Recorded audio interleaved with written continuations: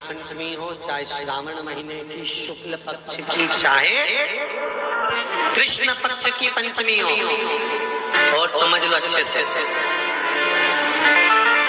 श्रावण महीने की पंचमी के दिन देवाधिदेव महादेव पर चढ़ाई गई शमी पत्र आस्तिक मुनि का नाम लेकर, कौन से मुनि? आस्तिक मुनि का नाम लेकर शमी पत्र को वापस उठाकर उसको अपने दरवाजे की चौखट पर कहीं पर भी या द्वार पर कहीं पर भी एक ओर रख देने पर घर के अंदर, बगीचे के अंदर सर्प प्रवेश नहीं करता। ध्यान रखिए, सर्प प्रवेश नहीं करेगा। शमी पत्र समर्पित करने पे उस शमी पत्र को आस्तिक मुनि का स्मरण करने, कौन से मुनि है? आस्तिक मुनि का स्मरण करने पर भीतर घर के अंदर बगीचे में सर्प भी प्रवेश। उस शमी पत्र में जया, विषहरा, शामली वारी, दौतली और देव, ये पांचों कन्याओं का भाव प्रकट हो जाता है और वो कन्याएं हमारे घर के द्वार की रक्षा करती हैं। तुम्हारे घर की भी हैं, घर में बहन बेटी आती हैं तो बद्दुआ देकर नहीं जाती।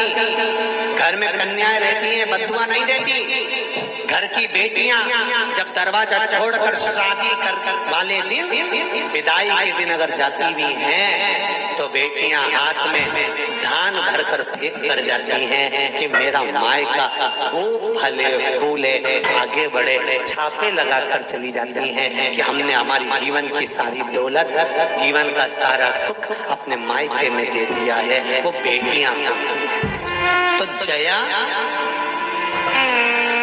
विषहरा, शामली बारी, दौतली, देव, ये उस घर में निवास करती हैं जिससे ये पंचमी,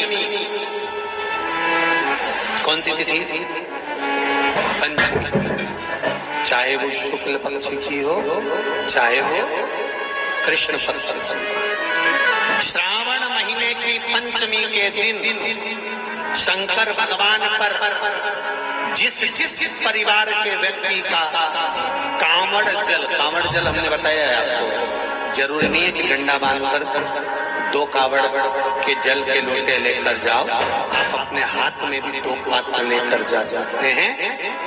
पंचमी तिथि के दिन हाथ में 2 लोटे जल के, 2 कलश जल के जब हम शंकर भगवान को चढ़ाते हैं तो ऊपर जो कमंडल होता है शिव जी के ऊपर जलधारी होती है, जिसमें जया, विषहरा, शामली बारी, दौतली और देव, शंकर भगवान की 5 बेटियां जिसमें विराजमान होती हैं। जब हम जल समर्पित करते हैं, हमारे पीढ़ी में, परिवार में अगर कोई अधोगति में मर गया होता है, कुंवारी अवस्था में चले गया होता है, गर्भ में मर गया होता है, गर्भ के बाहर निकल कर भी अगर कुंवारी अवस्था में चले गया होता है, तो श्रावण महीने की दोनों पंचमी पर परिवार का अगर कोई एक व्यक्ति भी जल चढ़ा देता है शंकर भगवान पर, तो सर्प की योनि में नहीं पड़ता, जीव मुक्त हो जाता है। प्रेत योनि में सर्प की योनि से मुक्त हो जाता है।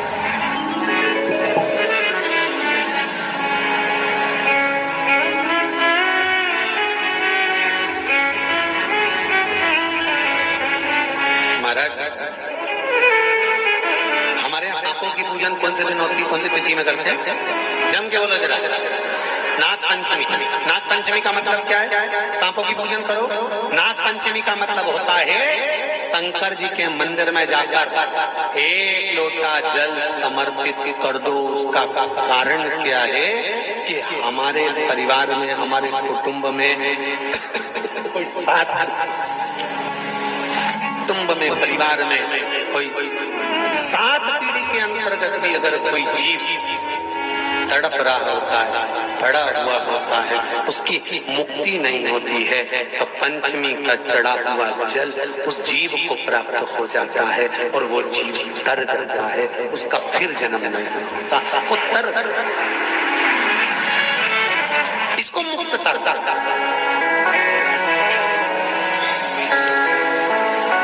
इसको मोक्ष इसको मोक्ष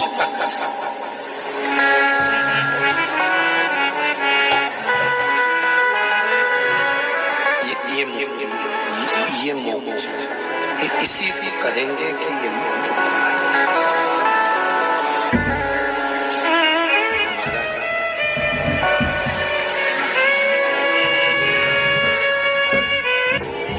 चाहे नाग पंचमी हो, चाहे श्रावण महीने की शुक्ल पक्ष की, चाहे कृष्ण पक्ष की पंचमी हो, और समझ लो अच्छे से, श्रावण महीने की पंचमी के दिन देवादिदेव महादेव पर चढ़ाई गई शमी पत्र आस्तिक मुनि का नाम लेकर, कौन से मुनि? आस्तिक मुनि का नाम लेकर शमी पत्र को वापस उठाकर उसको अपने दरवाजे की चौखट पर कहीं पर भी या द्वार पर कहीं पर भी एक ओर रख देने पर घर के अंदर, बगीचे के अंदर सर्प प्रवेश नहीं करता। ध्यान रखिए, सर्प प्रवेश नहीं करेगा। शमी पत्र समर्पित करने, उस शमी पत्र को आस्तिक मुनि का स्मरण करने, कौन से मुनि है? आस्तिक मुनि का स्मरण करने पर भीतर घर के अंदर बगीचे में सर्प भी प्रवेश नहीं। उस शमी पत्र में जया, विषहरा, शामली वारी, दौतली और देव, ये पांचों कन्याओं का भाव प्रकट हो जाता है और वो कन्याएं हमारे घर के द्वार की रक्षा करती हैं। तुम्हारे घर की बहन बेटी क्या करती है? तुम्हारे घर की बहन बेटियां क्या करती हैं? घर में बहन बेटी आती हैं तो बद्दुआ देकर नहीं जाती। घर में कन्याएं रहती हैं, बद्दुआ नहीं देती। घर की बेटियां जब दरवाजा छोड़कर शादी कर वाले दिन, विदाई के दिन अगर जाती भी हैं तो बेटियां हाथ में धान भरकर फेंक कर जाती हैं कि मेरा मायका खूब फले फूले आगे बढ़े। छापे लगाकर चली जाती हैं कि हमने हमारी जीवन की सारी दौलत, जीवन का सारा सुख अपने मायके में दे दिया है। वो बेटियां तो जया, विषहरा, शामली बारी, दौतली, देव, ये उस घर में निवास करती हैं जिससे भगवान की जिंदगी किसने संवारी? ये नागलक्ष्मी है। वासुकी नाग बड़े, शेषनाग छोटे, और शेषनाग की जिंदगी अगर कोई संवारने वाली है तो ये नागलक्ष्मी, ये नागलक्ष्मी जीवन संवार। नागलक्ष्मी शिव जी की आराधना में लगी, शंकर के अनुमोदन में, शिव की भक्ति में दिन रात डूबी रहती, दिन रात।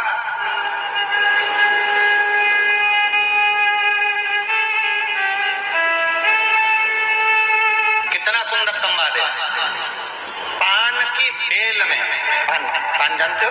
तांबुल जो खाने वाला पान होता है, पान की बेल में चारों तरफ से बेल लगाकर नागलक्ष्मी उसमें बैठ कर शिव की आराधना करता था। इसलिए आज भी शास्त्र के हिसाब से देखा जाए तो सबसे ज्यादा सांप, सबसे ज्यादा सर्प, सबसे ज्यादा नाग नागिन, सबसे ज्यादा सर्प अगर कहीं रहते हैं तो जहां पान की खेती होती है, जहां पर तांबुल उत्पन्न होता है, जहां पान की बेल होती है, सबसे ज्यादा सांप वहीं पर पाए जाते हैं। सबसे ज्यादा सांप वहीं पर जाते हैं। और जो पान उतारने वाले रहते हैं, पान तोड़ने वाले रहते हैं, पान बेचने वाले रहते हैं, जिनको हमारे यहाँ सहज भाषा में चौरसिया कहते हैं, इनका एक विधान रहता है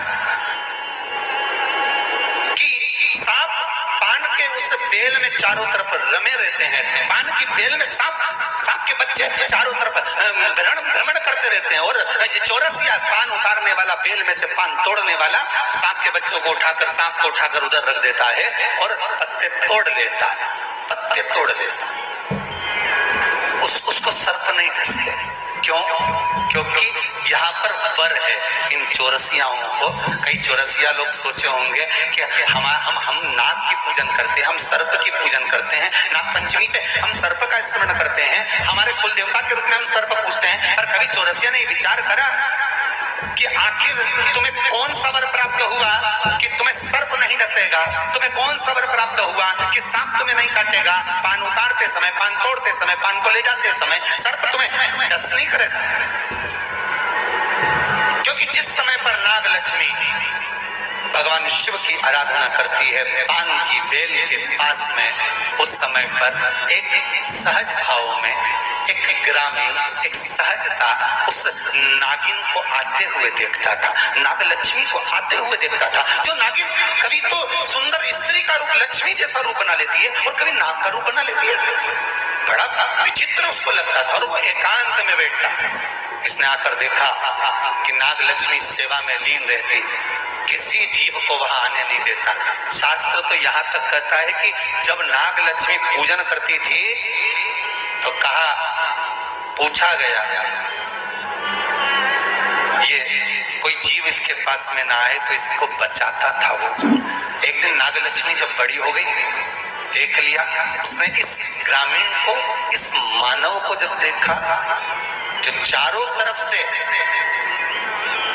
किसी ना किसी रूप में नाग लक्ष्मी को रसला कर देता है, प्रदान करता रहता है, कुछ ना कुछ तत्व देता रहता है। कितना सुंदर संवाद है महाराज। नाग लक्ष्मी जब पूजन करने शंकर जी की बैठती थी तो ये जो हमारे हिंदू धर्म में एक ऐसा भाव कहते हैं, शंकर जी के अभिषेक में गन्ने का रस, अनार का रस, मौसम्बी का रस, ये जो अभिषेक कराते हैं ना ब्राह्मण जन, तो ये कहते हैं ये रस चढ़ाइए, इस रस से भगवान का अभिषेक करना है, गन्ने का रस से, इस रस से शिव का अभिषेक करना।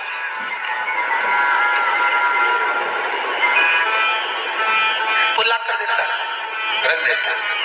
तो रोज नाग लक्ष्मी को रोज आश्चर्य होता कि आखिर ऐसा कौन है जो लाकर रोज रख देता है? कौन है ऐसा?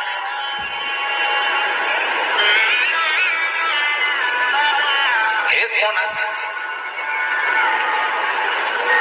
आज नाग लक्ष्मी ने उस जीव को देख लिया, उस मनुष्य को देख लिया, तो चारों ओर से मेरी रक्षा करता, रस को लाकर शिव के लिए देता है। मैं तुझे वर देती हूं, तेरे वंश के अंदर कभी सर्प का डस नहीं होगा।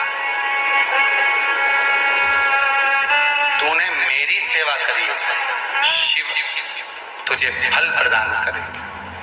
वो चारों ओर से रक्षा कर कर रस ला कर देता था, इसलिए उसका नाम का संबोधन में भी चौरसिया जोड़ा गया। चौरसिया, चारों ओर से चौकसी कर कर जो रस ला कर प्रदान कर दो, उसके नाम में भी संबोधन है।